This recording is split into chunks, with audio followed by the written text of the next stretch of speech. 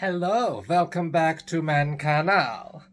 So this is the second video in my series of beginning archery, and so if you haven't seen the first one, go ahead and watch it right here. I'll go ahead and wait.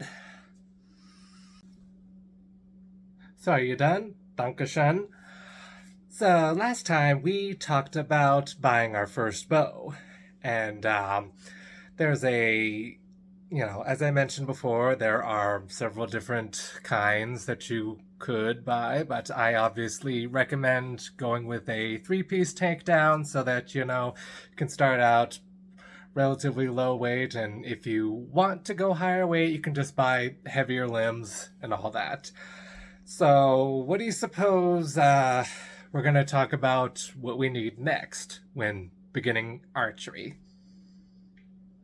Well, there's obviously some accessories, particularly when it comes to protective equipment.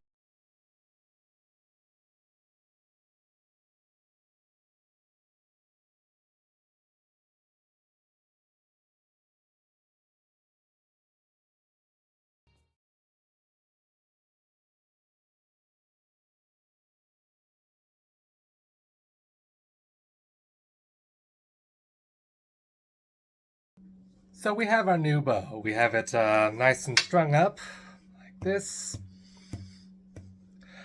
Usually when you buy these, it would obviously come with a endless loop string and not a Flemish twist like what this is. And they sometimes might come with a stringer, but sometimes you might have to buy those separately. There's this type of stringer here, which is kind of what I prefer. That can use for pretty much, all of the other takedown recurves / longbows even. And so, they're pretty much universal. There's other different kinds of stringers, but anyway, so it's pretty much set up. Generally speaking, you'd want to put like a knocking point for your arrow, and you want it to be relatively high relative to the shelf here, but I can go into that in probably a separate video. But anyway, you pretty much got that all set up, and obviously, these are the tie-on knocking points. You could use brass, which is probably the easiest to do. I mean, like I said, that's something we can talk about for a separate video. But anyway, so you have the bow ready, it's strung, you figured out, the brace height and all that, and you try it out like this, and wait a minute. Was ist das? Some pressure on the fingers here, yeah? So we're going to need something to protect our fingers so they don't get, worn down and stuff. And that's where our first main protective gear that we're gonna need.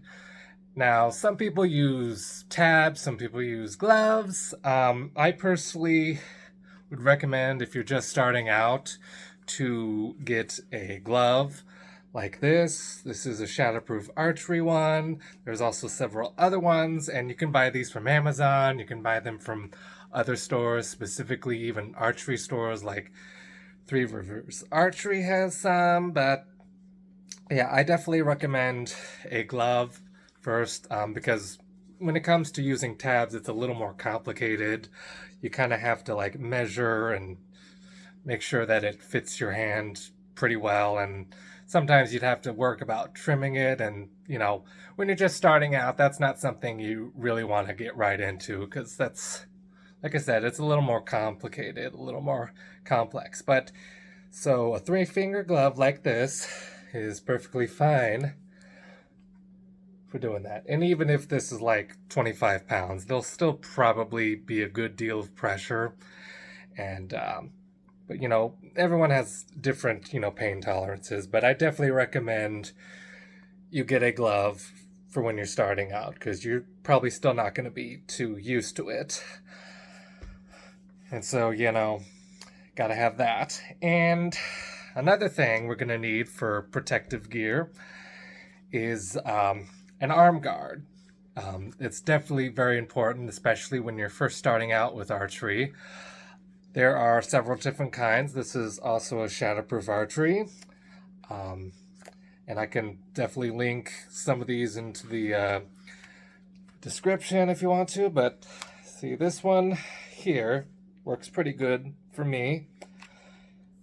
If I could actually get it to hook on there. And then get the other one hooked on here. Yeah, my wrist has gotten really slender these past couple weeks. So yeah, you kind of have to adjust it as you go there.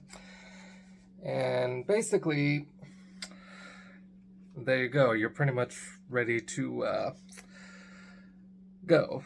Because obviously, there tends to be, if you draw back and then you release it, you're going to have the string kind of slap your arm there sometimes, and again, there's going to be a few things you might have to learn to try to avoid that, in terms of holding the bow like this, and you see whenever you pull it back and then release it, it's less likely to hit your arm because you're just having it cradle between your thumb and index finger.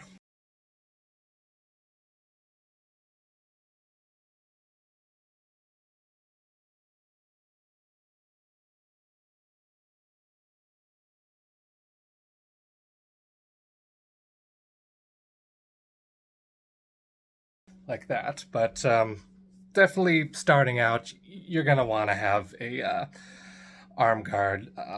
I mean, I always use one just in case, so sometimes I might grip it a little differently. I try to stay consistent as possible, but yeah. So that's a type of arm guard that's perfectly suitable for these types of bows. And again, as I mentioned last time, I recommend getting a bow that actually has a shelf on it, because that's something that's a little less complicated than with historical bows. And I certainly do not recommend using certain type of arm guards like this here. This one has protection for your index finger and your thumb, and that's more for the English longbow or any other historical type bows, and you really don't need this for something like this. In fact, it kind of may get a little too in the way and might not be able to grip it very comfortably. So yeah, I recommend just getting an arm guard that covers your forearm. And you may have to adjust it as you go, because, again, sometimes you might lose a few inches off your wrist, kind of the way you lose them off your waist, even. But yeah, that's pretty much it for, the next step in sort of getting started. And then, of course, next time I will talk about the other rather important stuff to buy in terms of getting into archery. I'm sure you guys can guess what that is. But anyway, I thank you guys for watching. Please hit the like button, subscribe to my channel, and consider supporting me on Patreon. I will link all of those in the description. I may even pin the comments and stuff. And also check out my book, Sickness Divides. And I shall see you later. Tschüss.